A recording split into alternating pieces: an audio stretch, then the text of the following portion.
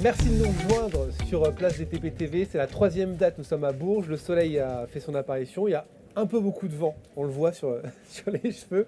Et juste avant de commencer, pour vous donner un petit peu les coulisses, on est en train de se dire s'il n'y avait pas trop de vent par rapport aux cheveux. Même moi, voilà, je suis décoiffé, mais tout va bien. Évidemment, on s'intéresse au métier des travaux publics. On va s'intéresser, alors on a beaucoup parlé d'Eurovia dans les dernières vidéos. On va s'intéresser à des métiers dans l'entreprise. Gwenaëlle Ballot. Je suis ravi de vous accueillir. Bienvenue. Vous êtes responsable matériel chez Eurovia et Angélique Déterne, dispatcheuse. Et ça, c'est la question que tout le monde se pose. C'est quoi être dispatcheur? C'est gérer le matériel sur chantier, les besoins. Camion, pelle, chauffeur intérim, tous les jours avec les chefs de chantier, les conducteurs de travaux. Et mettre ce qu'il faut où il faut. C'est un métier de logistique, c'est un peu ça? Ou ça va plus loin que ça? Plus loin que la logistique? Oui, de base logistique. Après, il y a tout le reste derrière, côté humain et côté social, etc. Mais oui. Il y a 12% de femmes dans les métiers des travaux publics. Il y a beaucoup de femmes dispatcheuses, on dit ça comme ça? Oui, oui, enfin on ne sait pas trop, mais nous on dit. Comment vous le vendez, vous? Moi je dis dispatcheuse. D'accord. Et oui, on a plus de femmes à ce poste-là. En tout cas. Après, peu dans le TP au final, à part le côté comptabilité, etc. Mais en dispatch, ça marche mieux avec les femmes, je pense. Pourquoi? On a un rapport différent avec les hommes, je pense, que d'homme à homme. C'est différent. Ça se passe comment concrètement pour les gens peut-être qui nous regardent et qui voudraient avoir une journée type d'une dispatcheuse ou d'un dispatcheur? Ça se passe comment sur le terrain ou en amont? Pas trop spécialement sur le terrain, mais en gros, dès le matin, dès qu'il y a un problème sur le chantier, c'est un appel. C'est vous qu'on appelle. Un absent, c'est un appel. Un camion qui ne va pas, c'est un appel. Et puis après, on appelle tous les chefs de chantier, on demande leurs besoins. Et de là, on cherche toutes les logs qu'il nous faut et on redispatche. C'est un métier super important, c'est pour ça qu'on le met en avant aujourd'hui. C'est vraiment au milieu de tout le monde. Ouais. Bon, on va revenir dans quelques instants sur ce métier. Je voulais parler un peu avec Gwenaëlle, responsable matériel chez Eurovia. Bon, on a cette vision de responsable matériel, c'est peut-être un peu la même logistique, ça se passe comment? C'est un petit peu différent parce que moi je m'occupe du matériel interne, du matériel en propre. D'accord. On a une bonne partie de matériel qui nous appartient et bon, pas suffisamment, d'où le travail de la dispatch pour louer du matériel à l'extérieur pour les besoins des chantiers. Après, moi je m'occupe de la partie maintenance, budget, investissement de notre matériel en propre. Aussi Voilà. un métier important. Est-ce que vous avez deux métiers complémentaires ou pas du tout?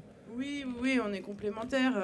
Moi j'ai été dispatcher un certain nombre d'années avant d'être responsable matériel maintenant, mais du coup oui, on doit travailler beaucoup ensemble parce que elle a besoin du matériel et moi j'en ai besoin aussi un petit peu, donc il faut s'accorder et voilà, donc ça permet de travailler pas mal ensemble. Ouais. Là, on est à Bourges, pour les gens qui nous regardent. Vous êtes situé où?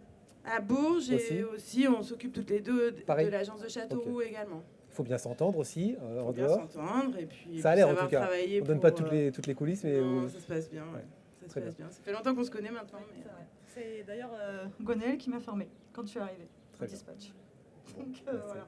C'est bien. Est-ce que vous recrutez aujourd'hui? Alors moi oui, je recrute des mécaniciens. Enfin, il serait bien d'en trouver un en tout cas. Et puis un apprenti aussi pour le mois de septembre. On a toujours eu un apprenti en mécanique. Le jeune qui est là va arrêter sa formation et il nous faut quelqu'un d'autre à former, à suivre quoi. Et je cherche aussi un mécanicien en CDI. On a du mal à trouver. C'est ça qui est fou. On a du mal à trouver. C'est ce qui revient à chaque fois. Il nous faudrait quelqu'un de confirmé poids lourd, engin. On est prêt à faire des concessions. Mais il faut au moins qu'il soit confirmé dans un des deux secteurs, puisque et nous on a du poids lourd et on a des engins spécifiques, mais il nous faut quelqu'un de confirmé. Quelqu'un sur Bourges? Sur Bourges, oui. Okay. Bon, n'hésitez pas en tout cas, on pourra peut-être donner une adresse, si vous avez une adresse à donner. On pourrait sur faire notre agence du Subdray à Bourges. Vous tapez Eurovia. Eurovia Bourges. Un mot sur votre vision, vous, des métiers, de la filière des travaux publics. Ça fait combien de temps que vous êtes chez Eurovia? Ça fait 14 ans. Pourquoi c'est dit timidement?